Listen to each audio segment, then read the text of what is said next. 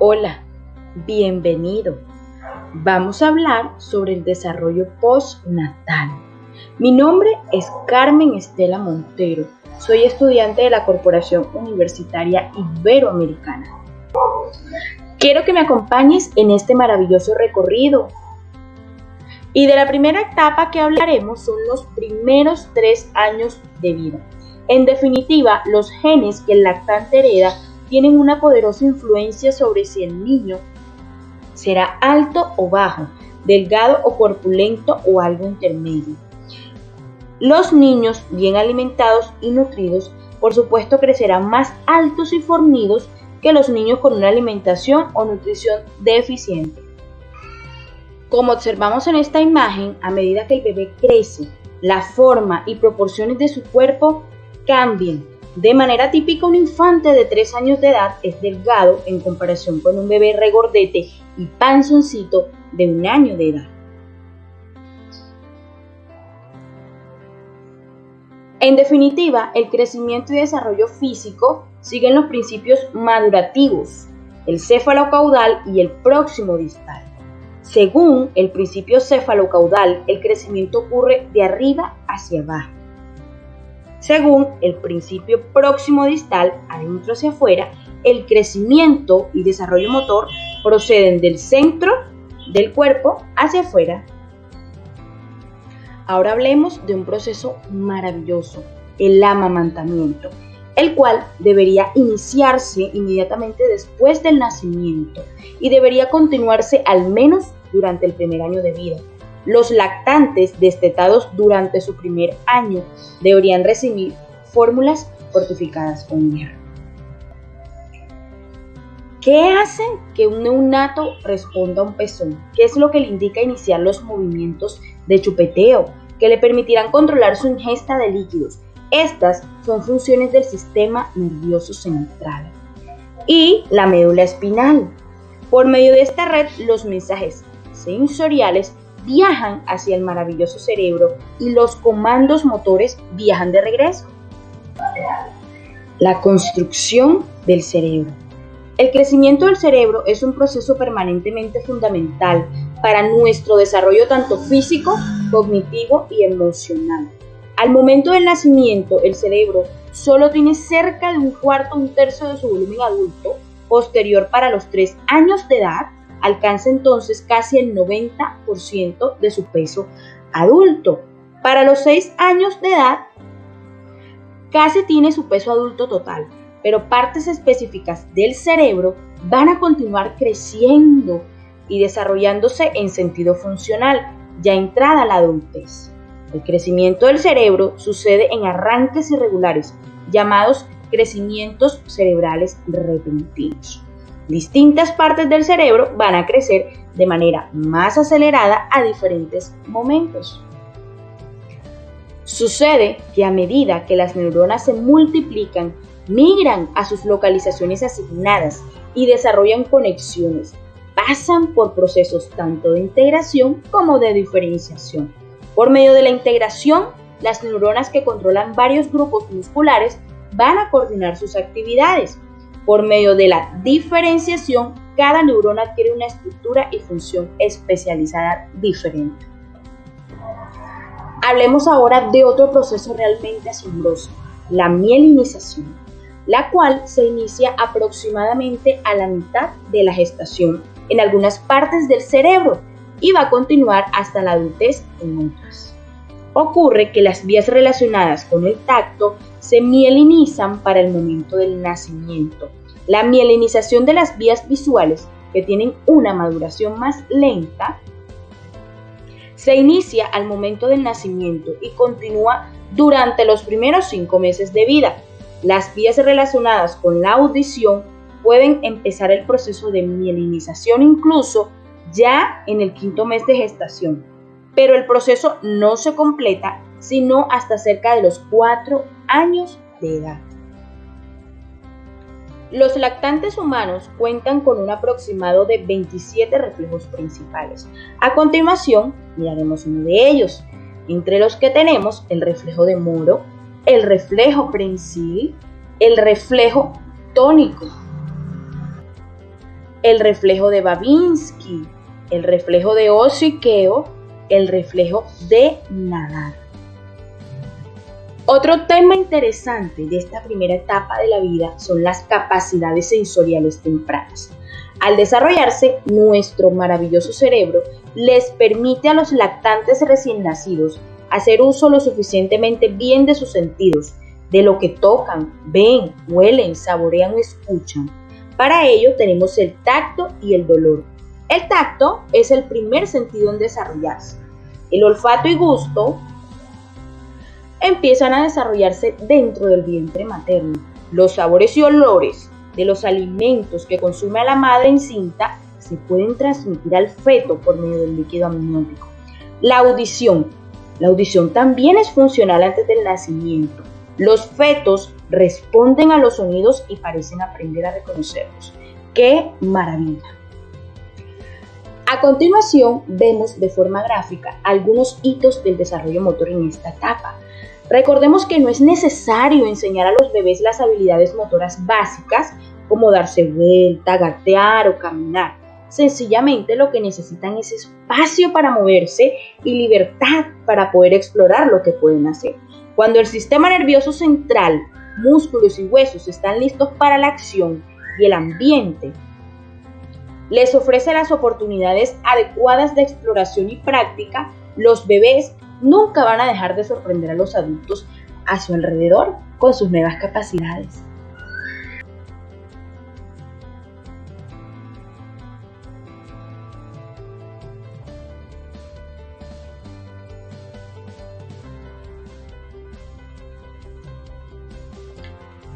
Un riesgo muy preocupante dentro de esta etapa es el síndrome de la muerte infantil súbita, ocasionalmente llamado muerte de cuna. El defecto subyacente puede ser una demora en la maduración de las redes neurales responsables de la activación durante el sueño en la presencia de condiciones amenazantes para la alteración en el organismo cerebral que regula la respiración o algún factor genético. Y ahora conversemos sobre el asombroso desarrollo cognitivo durante los primeros 3 años de vida. Aquí los niños se van a ubicar en la etapa sensorimotora, la primera de las 4 etapas del desarrollo cognitivo según Piaget.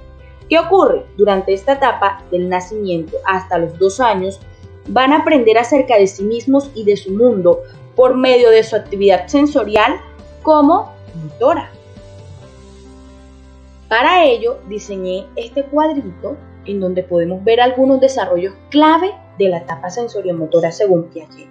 Vemos la imitación, vemos la permanencia del objeto, vemos también un desarrollo simbólico y por supuesto el proceso de categorización va cada vez más en desarrollo.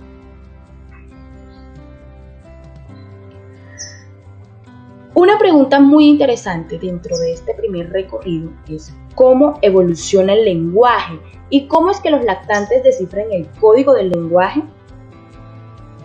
De modo similar, cada lactante adquiere el lenguaje mediante una combinación de avances físicos, cognitivos y sociales. A medida que maduran las estructuras físicas necesarias para producir los sonidos y se activan las conexiones neurales necesarias para asociar sonido y significado, las interacciones sociales van a facilitar la naturaleza comunicativa del habla. Examinemos una secuencia típica. Como lo muestra esta imagen, vemos una secuencia que va desde el nacimiento hasta los 30 meses. Vemos que en el nacimiento puede percibir el habla, llorar, responder en cierto modo al sonido. Luego va a reír, posteriormente juega con sonidos del habla. Hacia los 16-24 meses va a escuchar palabras nuevas, aumentando con rapidez su vocabulario expresivo. Y a los 30 meses aprende palabras casi todos los días. También diseñé un cuadro que expone el desarrollo psicosocial desde el nacimiento hasta aproximadamente los 18-36 meses. Empezamos con que los lactantes se encuentran abiertos a estimulación. Posteriormente pueden ya anticipar lo que está sucediendo a su alrededor. Seguido a esto van a participar en juegos sociales, luego a los 12 meses exploran su ambiente y utilizan a las personas y de 18 meses se tornan ansiosos. Se tornan ansiosos porque ahora se percatan de lo mucho que se están separando de sus cuidadores. El desarrollo del cerebro después del nacimiento se relaciona con cambios en la vida emocional. Este es un proceso bidireccional. Las experiencias emocionales se ven afectadas por el desarrollo cerebral, pero también pueden tener efectos duraderos sobre la estructura del cerebro. 4 cambios aparentes en la organización cerebral corresponden de manera aproximada a cambios en el pensamiento emocional. El primero ocurre durante los primeros 3 meses de edad. La diferenciación de las emociones básicas se inicia al mismo tiempo que la corteza cerebral se vuelve funcional. El segundo cambio sucede alrededor del 9º o 10º mes, cuando los lóbulos frontales empiezan a interactuar con el sistema límbico. Las conexiones entre la corteza frontal, el hipotálamo y el sistema límbico que procesan la información sensorial pueden facilitar la relación entre la esfera cognitiva y emocional. El tercer cambio sucede durante el segundo año de vida, cuando el lactante desarrolla la autoconcienciación, las emociones autorreflexivas y, por supuesto, esa capacidad para regular sus emociones. Y por último, el cuarto cambio sucede alrededor de los 3 años de edad, cuando los cambios hormonales en el sistema nervioso autónomo coinciden con la emergencia de las emociones valorativas. Y le abrimos la puerta a la segunda infancia, donde los niños se vuelven más delgados y más altos, necesitan menos sueño que antes y tienen mayor probabilidad de desarrollar problemas del sueño. A su vez, mejoran en habilidades para correr, saltar y arrojar pelotas. En esta etapa, en definitiva, los niños van a crecer rápidamente, pero con menor velocidad que en la lactancia y primera infancia. Aproximadamente a los 3 años, los niños comienzan a tomar la apariencia delgada y atlética de la niñez. Sus brazos y sus piernas se van a volver más largos. La cabeza sigue siendo relativamente grande, pero las otras partes del cuerpo comienzan a crecer. Oh sorpresa, para los 3 años de edad ya brotaron todos los dientes primarios o temporales y están en desarrollo los dientes permanentes que aparecerán alrededor de los 6 años. Algo muy característico de esta etapa es que el momento de ir a la cama puede provocar un tipo de ansiedad de separación y es posible que el niño haga todo lo posible para evitarlo. Los niños pequeños quizás desarrollen rutinas elaboradas para demorar el momento de retirarse a su habitación y es posible que le tome más tiempo el conciliar el sueño. Otra característica típica de esta etapa es la enuresis. Para la edad de 3 a 5 años, los niños, en su mayoría, no se orinan durante el día o la noche, pero la enuresis nocturna, que es la micción repetida involuntaria durante la noche, es suficiente para que se espere que tengan el control de esfínteres. Este hecho no es inusual. Desarrollo motor en segunda infancia.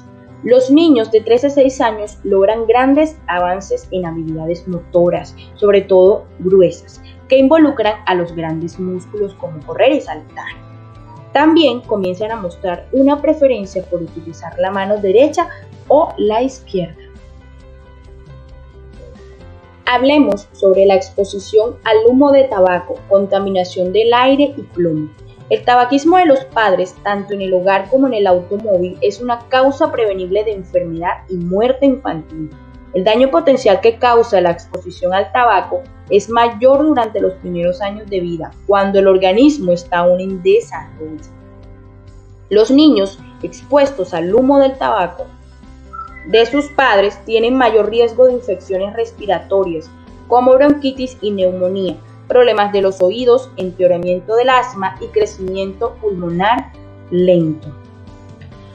También se ha demostrado que el envenenamiento por plomo puede interferir de manera grave con el desarrollo cognitivo y puede conducir a problemas neurológicos. Los efectos en el desarrollo del cerebro pueden ser irreversibles. Las concentraciones de plomo en la sangre a niveles muy altos pueden causar cefaleas, dolor abdominal, pérdida del apetito, agitación, vómito o convulsiones. Interesante hablar también sobre el desarrollo cognitivo. Ya tenemos un niño preoperacional. Piaget llamó a la segunda infancia etapa preoperacional porque los niños a esta edad aún no están listos para utilizar las operaciones mentales lógicas, como lo estarán en la etapa operacional concreta de la tercera etapa. Tenemos logros muy importantes como el uso de símbolos, comprensión de causa y efecto, capacidad de clasificación e incluso teoría de la mente. Lenguaje. Los preescolares están llenos de preguntas. ¿Cuántas personas duermen hasta mañana? ¿Quién llenó el río del agua? ¿Los bebés tienen músculos? ¿Los olores vienen dentro de mi nariz? La creciente facilidad de los niños pequeños con el lenguaje los ayuda a expresar su punto de vista único acerca del mundo. De los 3 a los 6 años de edad, los niños hacen avances rápidos en el vocabulario, gramática y sintaxis. La manera en que los niños combinan ya sea sílabas para crear palabras o para crear oraciones se vuelve cada vez más sofisticada durante la segunda infancia. Los niños empiezan a usar plurales, tiempo pretérito, además de saber la diferencia entre yo, tú y nosotros. Por lo general, sus oraciones son cortas y sencillas, omiten artículos como un él o un la, pero incluyen pronombres, adjetivos y proposiciones. De los 5 a los 7 años de edad, el discurso de los niños se va a volver bastante adulto. Hablan en oraciones ya más largas y más complejas. Educación en la segunda infancia. Asistir a una institución preescolar es un paso importante que amplía su ambiente físico, cognitivo y social. La transición al jardín de los niños, que es el inicio de la escuela verdadera, es otro paso significativo. ¿Qué cambios específicos indican este cambio de los 5 a los 7 años? A los 4 años, Jason está en la primera etapa, representaciones individuales. Sus declaraciones acerca de sí mismo son unidimensionales. Me gusta la pizza, soy muy fuerte. Su pensamiento pasa de particularidad a particularidad sin conexiones lógicas. En esta etapa no le es posible imaginarse que tiene dos emociones al mismo tiempo. No puede gustarte y tener miedo. Y llegamos a un punto asombroso de esta segunda etapa, el juego. El juego contribuye en todos los dominios del desarrollo. Por medio de esta actividad, los niños estimulan los sentidos, ejercitan sus músculos, coordinan vista con movimiento, toman decisiones y adquieren nuevas habilidades. Mientras cooperan para construir castillos de arena o túneles, aprenden habilidades de negociación y resolución de conflictos. Dentro de la segunda infancia hay básicamente dos preocupaciones conductuales especiales. Por un lado está el altruismo, que es el centro de la conducta prosocial, actividad voluntaria dirigida a beneficiar a otra persona. También en el otro polo está la agresión. De los 2 años y medio hacia los 5 años es común que los niños peleen por juguetes o por el control del espacio. La agresión instrumental se presenta principalmente durante el juego social. Los niños que pelean más también son los más sociables y competentes. Continuamos ahora con la tercera infancia. Los años intermedios de la infancia, entre los 6 y los 11 años de edad, son también los llamados años escolares. En esta etapa, el crecimiento se desacelera considerablemente. Aún así, aunque es posible que no sean evidentes los cambios, se suman para crear una sorprendente diferencia entre los niños de 6 años de edad, que todavía son pequeños, y los de 11 años, muchos de los cuales empiezan a parecer adultos. Ojo, aunque la mayoría de los niños crecen en forma normal, hay algunos que no lo hacen. Un tipo de trastornos del crecimiento surge a partir del fracaso del cuerpo en producir la suficiente hormona del crecimiento. En tales casos, la administración de hormona sintética puede producir un rápido crecimiento de estatura. ¿Qué podemos decir de los cuidados dentales? La mayoría de los dientes adultos brotan durante la tercera infancia. Los dientes de leche van a empezar a caerse alrededor de los 6 años de edad. y son reemplazados por los dientes permanentes a una tasa cerca de 4 dientes por año a lo largo de los próximos 5 años.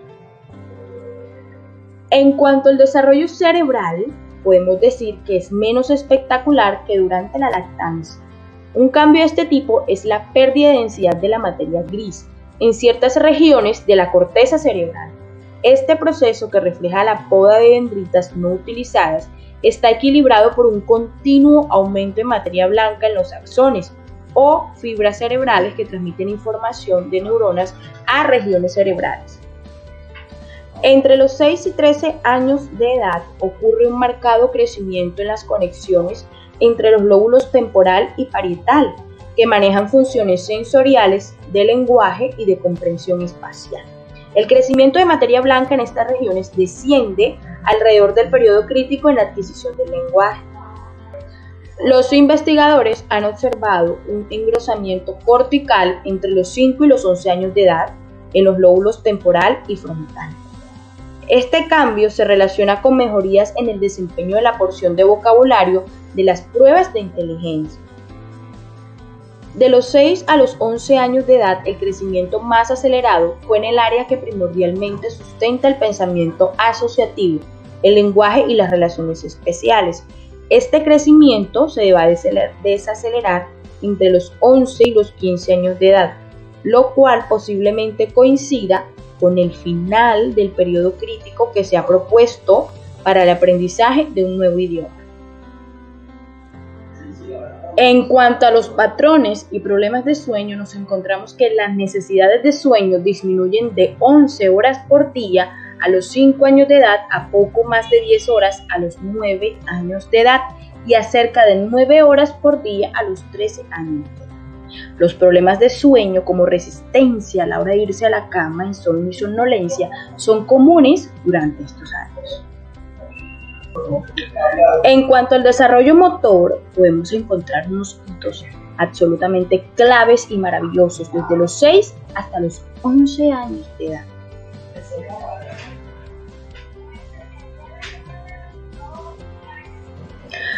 Y sí, claro, los padecimientos médicos en la tercera infancia podrían ser breves. Son comunes los padecimientos médicos agudos, tales como infecciones. Son típicos 6 o 7 episodios de influencia, catarro o otras enfermedades virales por año, ya que los niños se infectan entre sí en la escuela o al jugar.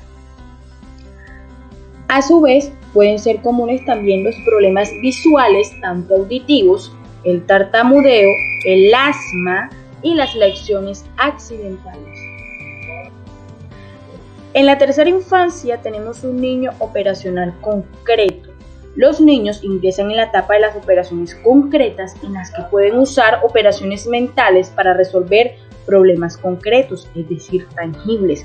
Tenemos ya niños que pueden pensar de una manera lógica porque pueden tomar en cuenta diversos aspectos de una misma situación. Tenemos unos adelantos cognitivos bastante particulares, dentro de los que podemos hallar razonamiento espacial, causa-efecto, categorización, seriación, razonamiento inductivo y deductivo, y conservación. Según Piaget, los niños en la etapa de las operaciones concretas únicamente usan el razonamiento inductivo. A partir de las observaciones de los miembros de una clase de personas o sucesos derivan conclusiones generales. Ejemplo, mi perro ladra, también lo hace mi perro de Terry y el perro de Melissa, de modo que parece que todos los perros ladran. En cuanto al razonamiento moral, Piaget propone que se desarrolle en 3 etapas. La primera etapa se basa en la obediencia rígida a la autoridad. Debido a que los niños son egocéntricos, no pueden imaginar más de una forma de ver una cuestión moral. La segunda etapa se caracteriza por una creciente flexibilidad.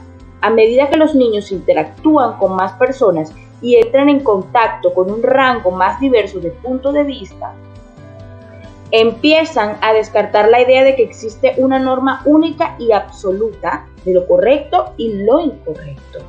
La última consta alrededor de los 11 o 12 años, cuando los niños adquieren la capacidad para el razonamiento formal. Se presenta la tercera etapa, la creencia de que a todos se les debería tratar de la misma manera, es decir, de la equidad.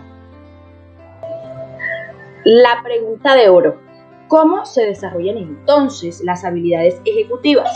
Resulta que el desarrollo gradual de la función ejecutiva, desde la lactancia y hasta la adolescencia, va a la par del desarrollo del cerebro, en particular de la corteza prefrontal, la región que permite la planeación, el juicio y la toma de decisiones. A medida que desaparecen las sinapsis innecesarias y se mielinizan las vías, la velocidad de procesamiento mejora de manera espectacular, en especial en el caso de los niños. Tenemos también 3 aspectos de los cuales me encantaría hablar. La atención selectiva. Los niños en edad escolar pueden concentrarse durante periodos más largos que los niños de menor edad. Capacidad de su memoria de trabajo. La eficiencia de la memoria de trabajo va a aumentar de manera notable en la tercera infancia, estableciendo por supuesto las bases para un amplio rango de habilidades cognitivas. En cuanto a la metamemoria, tenemos que la comprensión de la memoria de los 5 y 7 años de edad, los lóbulos frontales del cerebro van a exhibir un desarrollo y reorganización significativos. Estos cambios, por supuesto, van a posibilitar una mejor metamemoria. Las capacidades de lenguaje siguen aumentando durante la tercera infancia. Los niños van a ser más capaces de comprender e interpretar la comunicación oral descrita, vocabulario, gramática y sintaxis. A medida que el vocabulario aumenta durante los años escolares, los niños van a usar verbos cada vez más precisos. En cuanto a su escritura, tenemos que la adquisición de las habilidades de escritura va a estar vinculada con el desarrollo de la lectura. Los preescolares de mayor edad empiezan a utilizar letras, números y formas similares a la escritura para representar palabras o partes de palabras. Algo muy característico, pues, es que su ortografía es muy creativa. El primer día de la escuela normal es un hito, es una señal de los adelantos del desarrollo que hacen posible esta nueva etapa. A fin de maximizar su proceso académico, el niño necesita estar involucrado en lo que está sucediendo dentro de la clase. Ojo, el interés, la atención y la participación activa se asocian de manera positiva con las puntuaciones de pruebas de aprovechamiento escolar. Niños con problemas del aprendizaje. Retraso mental. La mayoría de los niños con retraso se pueden beneficiar de la escolarización. Los individuos que padecen un retraso profundo van a necesitar, por ende, cuidados y supervisión constantes. Las denominadas incapacidades para el aprendizaje. La dislexia es la más comúnmente diagnosticada, entre un gran número de incapacidades. También podemos encontrar el déficit de atención y comportamiento perturbador. El TDAH se ha identificado como el trastorno mental más común de la infancia. Es un padecimiento crónico, comúnmente marcado por falta de atención, distractibilidad, baja tolerancia a la frustración y grandes cantidades de actividad en el momento y lugar inadecuados. Pero también es importante que hablemos sobre qué produce las aptitudes sobresalientes. Investigaciones del cerebro sugieren que los niños dotados nacen con cerebros inusuales que permiten el aprendizaje acelerado en un dominio específico. Por ejemplo, los niños con dotes en matemáticas exhiben una actividad inusual en el hemisferio derecho, al tiempo que realizan tareas que por lo general se hacen con el izquierdo. A medida que nuestros niños crecen, van a estar más conscientes de sus sentimientos y los de otras personas. Pueden regular mejor sus emociones y pueden responder a la angustia emocional de los demás. Entre los 7 y los 8 años de edad es típico que ya los niños van a adquirir una conciencia de los sentimientos, tanto de vergüenza y orgullo, y van a tener una diferencia clara entre culpa y vergüenza. La salud mental en la tercera infancia. Trastornos de comportamiento perturbado. Cuando este patrón conductual persiste hasta los 8 años de edad, puede recibir el diagnóstico de trastorno negativista desafiante. Fobia escolar y otros trastornos de ansiedad. Los niños con fobia escolar tienen un temor poco realista de ir a la escuela. Algunos niños sí, quizás tienen razones realistas para temer acudir a la escuela. En tales casos es posible que se necesite cambiar el ambiente y no la actitud del niño. Pero la verdadera fobia escolar puede ser un tipo de trastorno por ansiedad de separación. También nos encontramos con la depresión infantil. Es un trastorno del estado de ánimo que va más allá de la tristeza normal y temporal. Tiene síntomas como fatiga, actividad o apatía extremas, problemas de sueño, dolencias físicas, una sensación prolongada de falta de amigos, hasta pensamientos frecuentes sobre la muerte o el suicidio. Y llegamos a una etapa supremamente importante en el ciclo vital, la adolescencia, una transición del desarrollo. Se denomina también como un momento de riesgos y oportunidades. La adolescencia temprana ofrece oportunidades para el crecimiento, no solo en las dimensiones físicas, sino también en competencias cognitivas, sociales, autonomía, autoestima e intimidad. La gran pregunta: ¿cómo comienza entonces la pubertad? La pubertad es el resultado de aumento en la producción de las hormonas relacionadas con el sexo, lo cual va a ocurrir en 2 etapas. La adrenarquía, que es la maduración de las glándulas suprarrenales, seguida de la gonadarquía, la maduración de los órganos sexuales. Tenemos las características sexuales primarias, las cuales son los órganos necesarios para la reproducción. Estamos hablando, en el caso de las mujeres, de los ovarios, el útero, clítoris y vagina.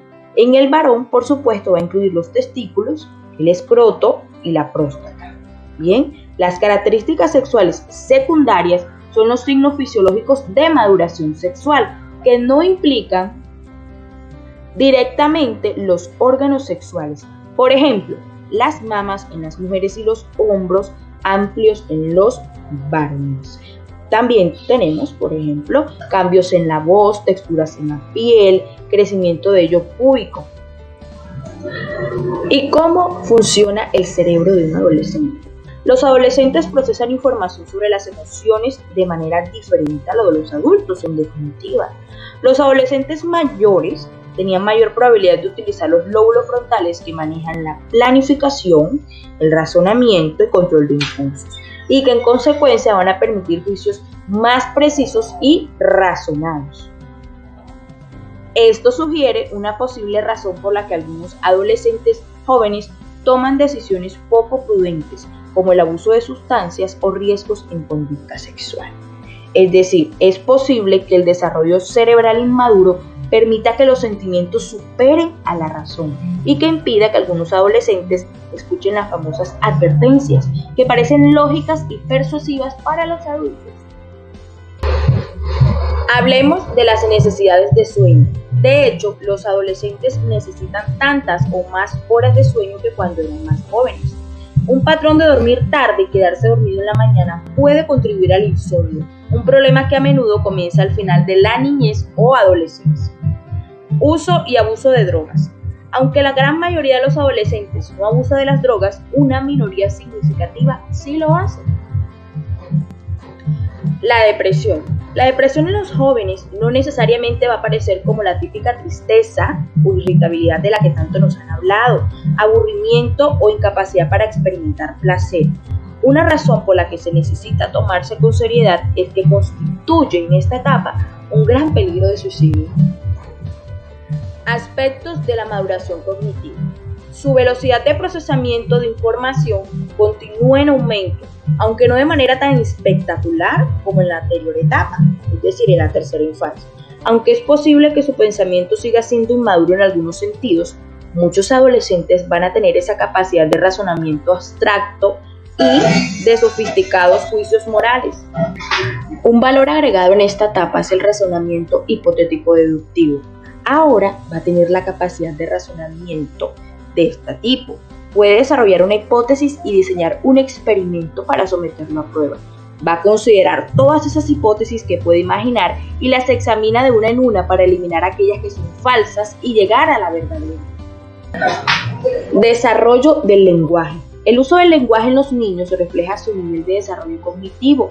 Los escolares son bastante competentes cuando utilizan el lenguaje, pero la adolescencia trae consigo refinamientos adicionales. Entre los 16 a 18 años, la persona joven promedio conoce cerca de 80.000 palabras. En la adolescencia pueden gestarse tanto cambios estructurales como cambios funcionales. Hablamos de cambios estructurales como aumentos en la capacidad de procesamiento de información e incremento en la cantidad de conocimiento almacenado en la memoria a largo plazo. Los cambios funcionales son aquellos procesos para obtener, manejar y retener información. Son aspectos funcionales de la cognición. Interesante aclarar que dentro de los cambios funcionales podemos encontrar al aprendizaje, a la rememoración y el razonamiento, los cuales mejoran notablemente durante esta etapa. Y a medida que los niños crecen y alcanzan niveles cognitivos superiores, adquieren la capacidad de razonar de manera más compleja sobre temas morales. Sus tendencias hacia el altruismo y la empatía también aumentan. Los adolescentes son más capaces que los niños pequeños de asumir la perspectiva de otra persona, de resolver problemas sociales y verse incluso a sí mismo como seres sociales. Nos encontramos que la tarea principal de la adolescencia, como lo expresa Erikson, es enfrentarse a la famosa crisis de la identidad versus confusión de identidad, o de identidad versus confusión de rol, a fin de convertirse en un adulto único, con un sentido coherente del yo y un papel valorado dentro de la sociedad. En cuanto a sexualidad se refiere, tenemos que, aunque se encuentra presente en niños más pequeños, es durante la adolescencia, por lo general, que la orientación sexual de una persona se convierte en un aspecto realmente apremiante. Que una persona se sienta sexualmente atraída de manera consistente a personas del sexo opuesto o de ambos sexos. Dos preocupaciones graves relacionadas con la actividad sexual adolescente son el riesgo de contraer enfermedades de transmisión sexual y, en el caso de la actividad heterosexual, el embarazo. En esta etapa, tanto las amistades como las relaciones románticas cobran gran importancia. La intensidad e importancia de las amistades y cantidad de tiempo es probablemente mayor durante la adolescencia. Las relaciones románticas van a constituir una parte central del mundo social de la mayoría de los adolescentes. Y con esto le damos la bienvenida a nuestra nueva etapa, correspondiente a la adultez emergente. Durante este periodo se establece el cimiento del funcionamiento físico de por vida. La salud puede verse influida por los genes, pero los factores conductuales contribuyen de manera importante a alcanzar un estado de salud y bienestar. Además, estos factores medioambientales pueden dar lugar a cambios epigenéticos en la expresión de algunos genes que pueden tener consecuencias permanentes. Nos encontramos con la típica obesidad. La obesidad puede conducir a la depresión. También implica riesgos de hipertensión, aplopejía, diabetes, cálculos y otros trastornos musculares y esqueléticos. El estrés. A pesar de las experiencias por lo general positivas de la mayoría de los adultos emergentes, la dinámica de esta etapa puede dar lugar a aumentos en el estrés percibido.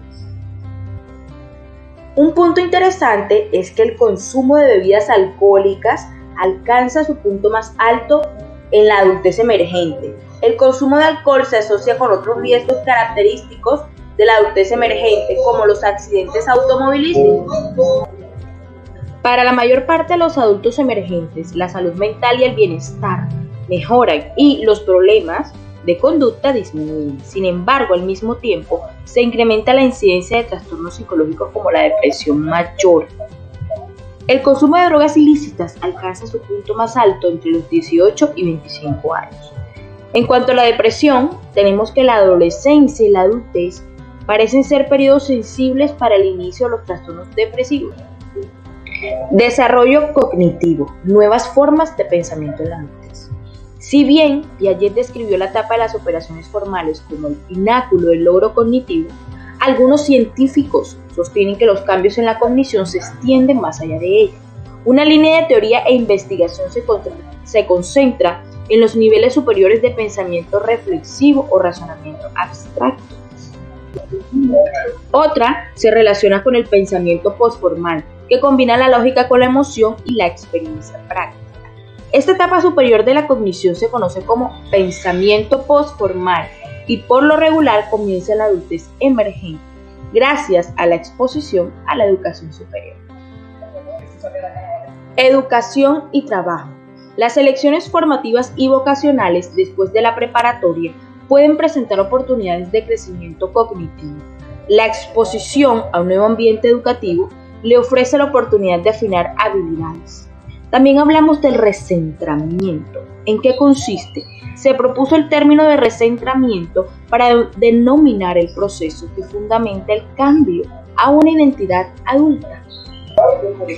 Es la principal tarea de la adultez emergente.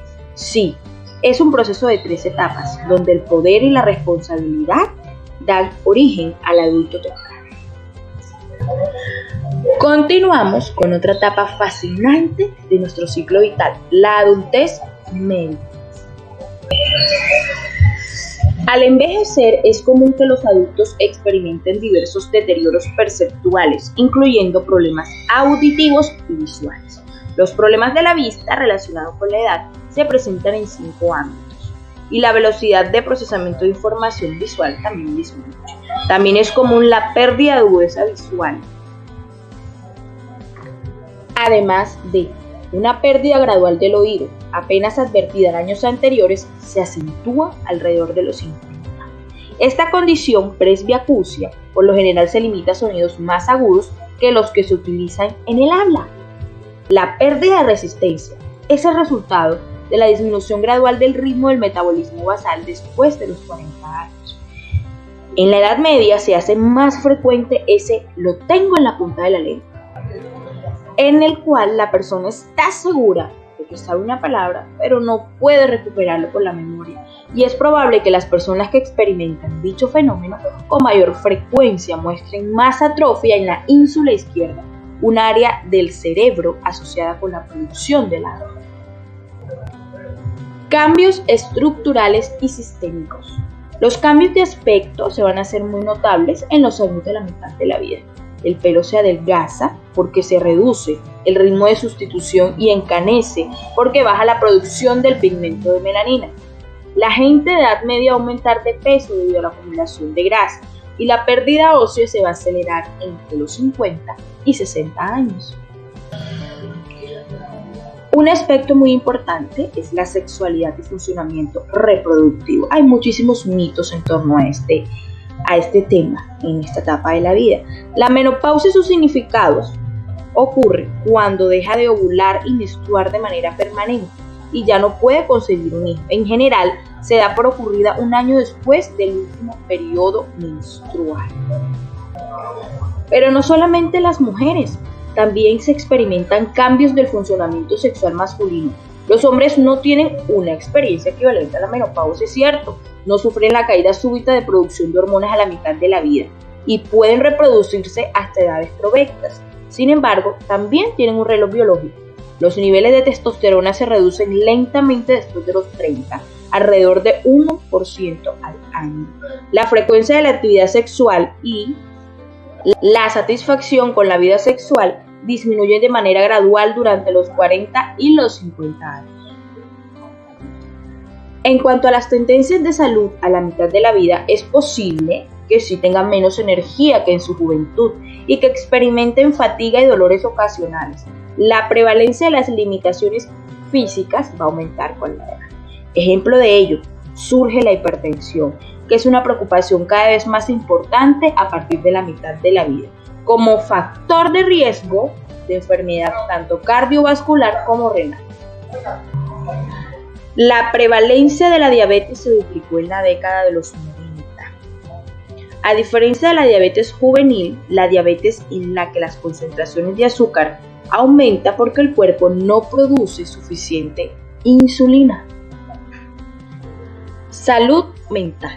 En definitiva, es más frecuente que los adultos de edad media en comparación con los jóvenes y los mayores sufran trastornos psicológicos graves, entre ellos tristeza profunda, nerviosismo, desesperanza, inquietud y sentimientos de minusvalía.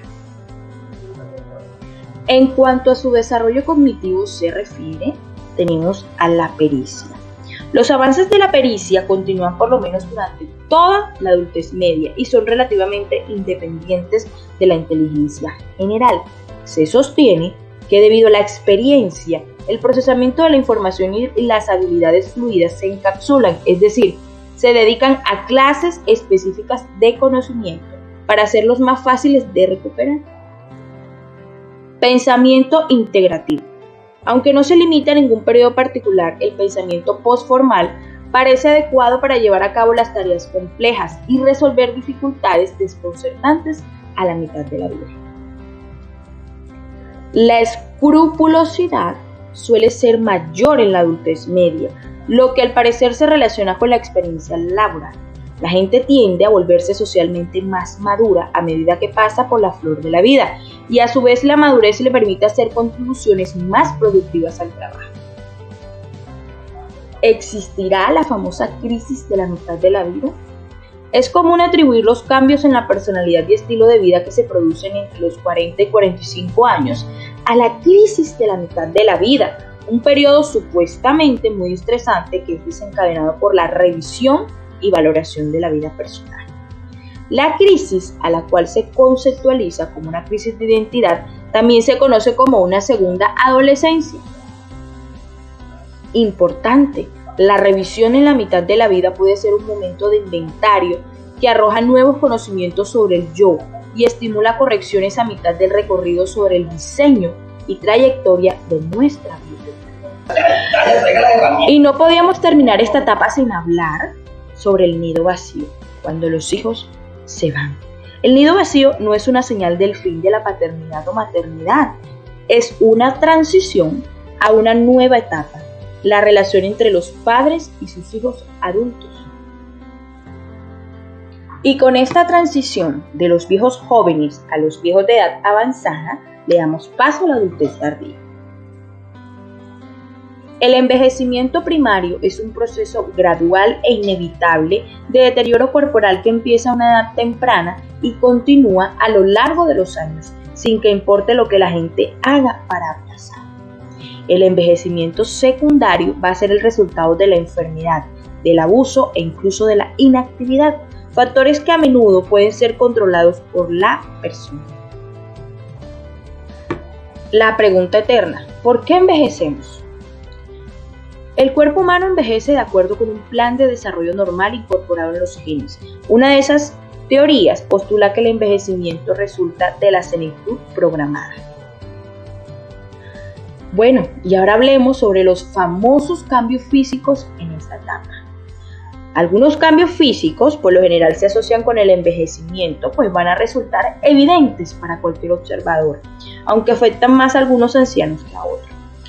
La piel envejecida tiende a palidecer. Tal vez aparezcan venas varicosas en las piernas. La estatura de los ancianos se reduce a medida que se atrofian los discos entre las vértebras espinales. Además, la composición química de los huesos cambia, lo que crea un mayor riesgo de fracturas. Otro rasgo, menos visible pero igual, afecta a los órganos internos y los sistemas corporales, el funcionamiento sensorial, motor y sexual.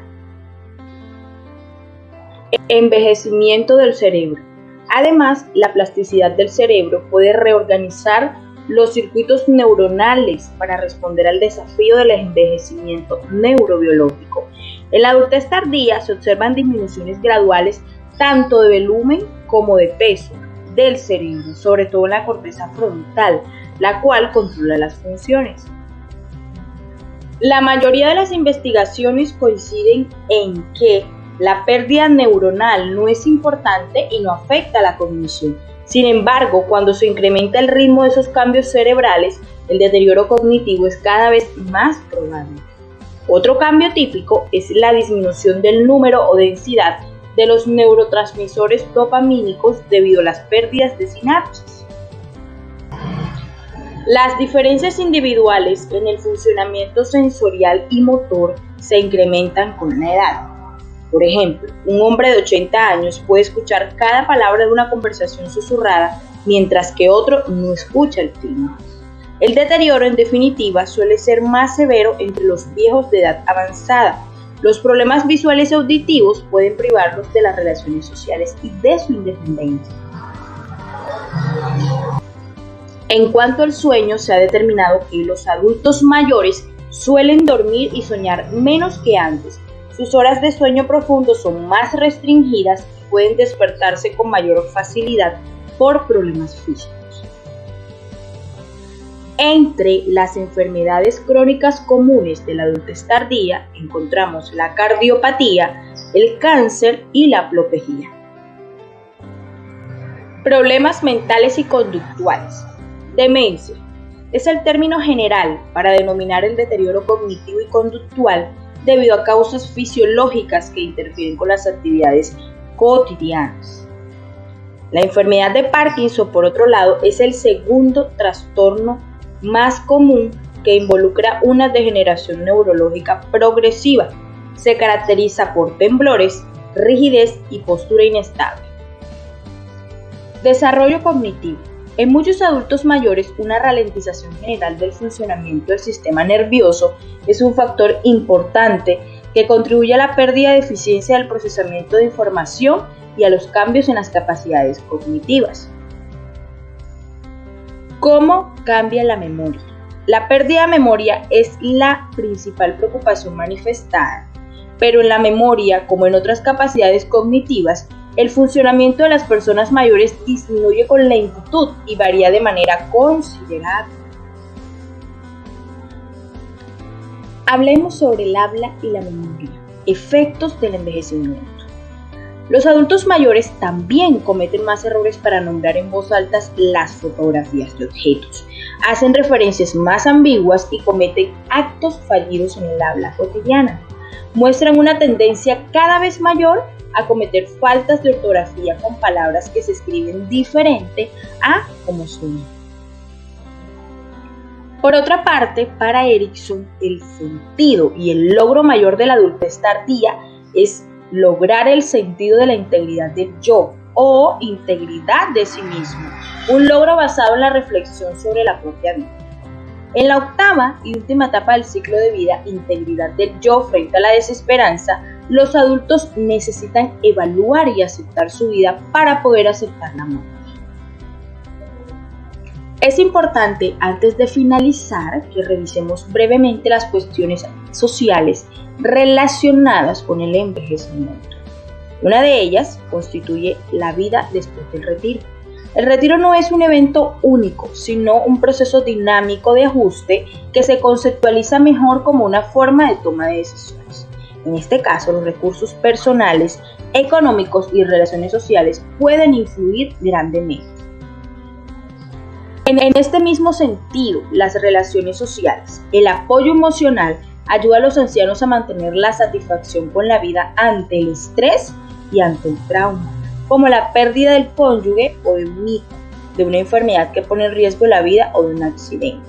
Sin embargo, las relaciones conflictivas pueden jugar un papel negativo aún mucho más grande. Y después de haber revisado con mucho detenimiento cada una de las etapas del desarrollo postnatal, es importante también que hablemos sobre la muerte.